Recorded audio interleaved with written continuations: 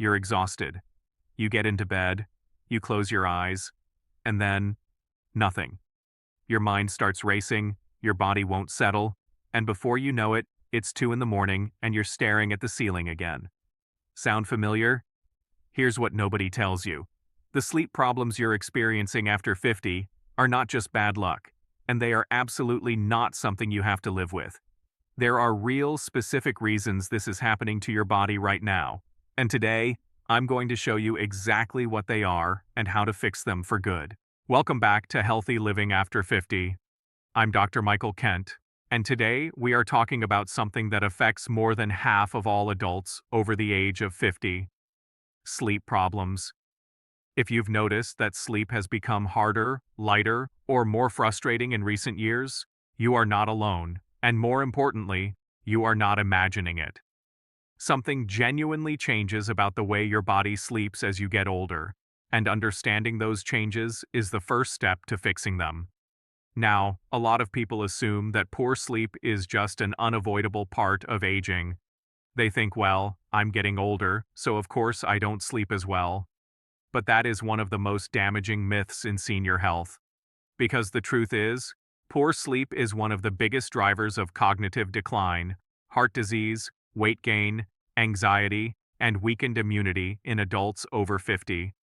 And the majority of sleep problems at this age are completely addressable once you know what's really going on. So in today's video, we're going to cover the most common causes of sleep disruption after 50, and then I'm going to walk you through evidence-based solutions that you can start applying tonight.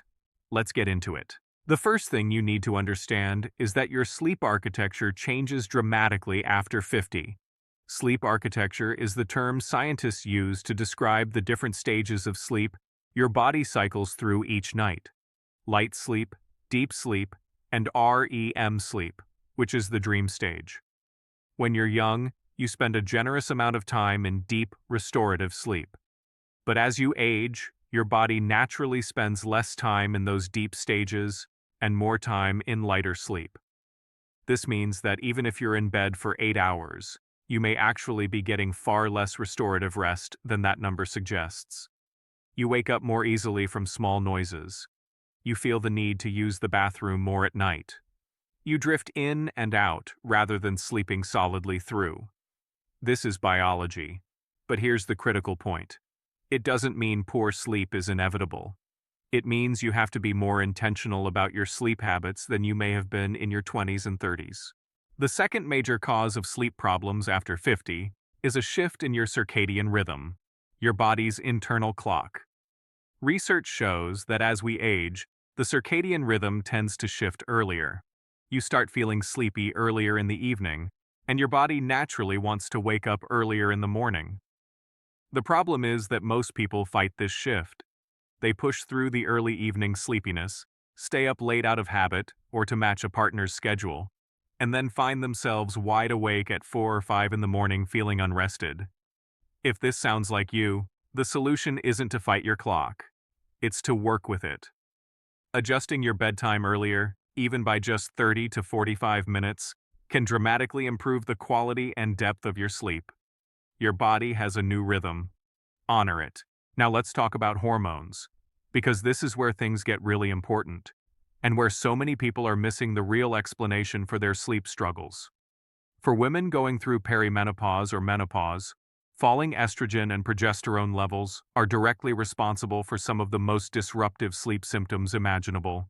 Hot flashes and night sweats can jolt you awake multiple times per night, making deep sleep almost impossible. Progesterone, which has natural sedative qualities, drops significantly, making it harder to fall asleep in the first place. For men, declining testosterone levels can lead to restless sleep, more frequent nighttime awakenings, and reduced time in deep sleep stages. If you suspect that hormonal changes are playing a significant role in your sleep problems, this is absolutely a conversation worth having with your doctor. There are effective, medically supported options, from hormone replacement therapy to non-hormonal treatments, that can make a profound difference. Another hugely underappreciated cause of poor sleep after 50 is sleep apnea, and it is far more common than most people realize. Sleep apnea is a condition where your breathing repeatedly stops and starts during sleep, often dozens or even hundreds of times per night. It prevents your body from ever reaching the deepest, most restorative sleep stages, leaves you waking exhausted no matter how many hours you spent in bed, and significantly raises your risk of heart disease, stroke, and high blood pressure.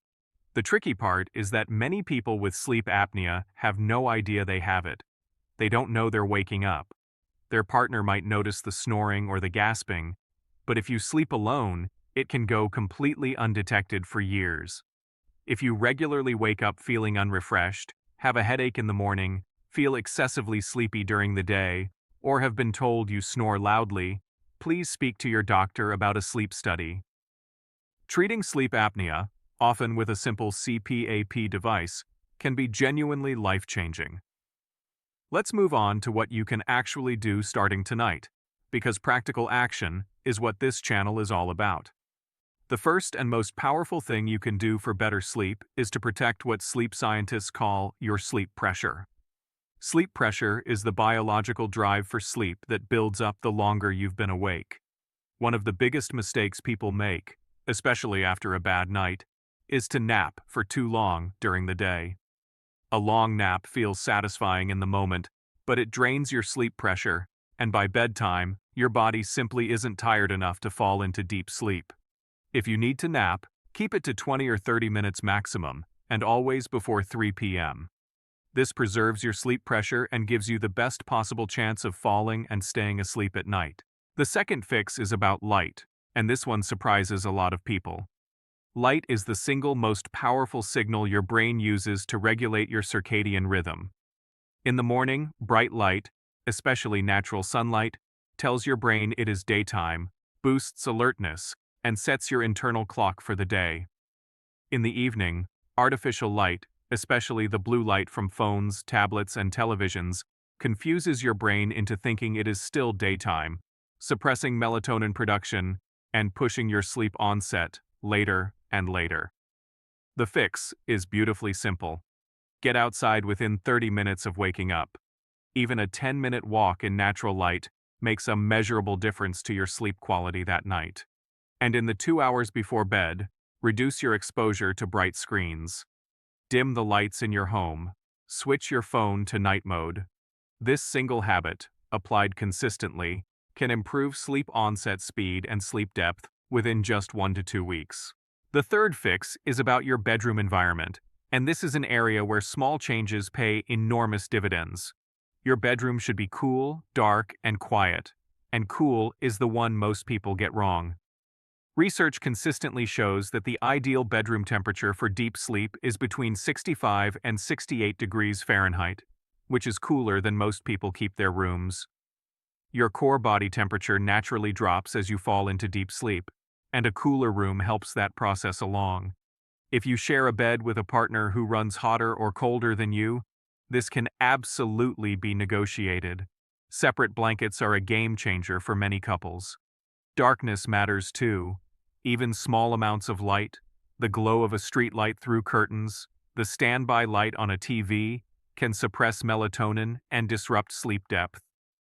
Blackout curtains are one of the best investments you can make for your sleep. The fourth and final fix I want to share today is about your nervous system. One of the most common reasons adults over 50 can't fall or stay asleep is a chronically activated stress response, a nervous system that is stuck in a low-grade state of alertness and cannot fully shift into the calm, relaxed state that sleep requires. This is incredibly common, and it is not a character flaw or a weakness. It is a physiological pattern, and it can be changed.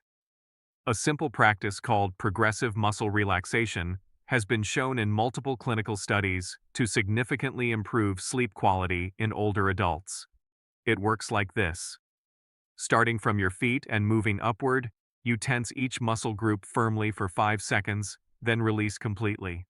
The contrast between tension and release signals your nervous system that it is safe to let go. Done consistently for just 10 minutes before bed, this practice can shift your nervous system out of alert mode and into the calm, restful state your body needs to sleep deeply. Try it tonight. So let's bring it all together. Sleep problems after 50 are real, they are common, and they are caused by specific identifiable changes in your body, shifts in sleep architecture, changes in your circadian rhythm, hormonal fluctuations, and in some cases, undiagnosed conditions like sleep apnea. None of these are things you simply have to accept. Every single one of them can be addressed, and the 4 fixes we covered today, protecting your sleep pressure, managing your light exposure, optimizing your bedroom environment, and calming your nervous system before bed, are all free, safe, and backed by strong science. Tonight, I want you to pick just one of these fixes and apply it. Just one. Maybe it's stepping outside for 10 minutes of morning light tomorrow. Maybe it's turning off your phone an hour before bed. Maybe it's trying progressive muscle relaxation for the first time. Start small, stay consistent, and I promise you, you will feel the difference. If this video helped you, please hit the like button right now. It helps more people over 50 find this content when they need it most. And leave me a comment below telling me your biggest sleep challenge, because I genuinely read every single one, and your question might become a future video. If you haven't subscribed yet, do that now. We post every week on healthy aging, nutrition, fitness, and everything that helps you live your strongest life after 50. I'm Dr. Michael Kent, and I'll see you in the next one. Sleep well.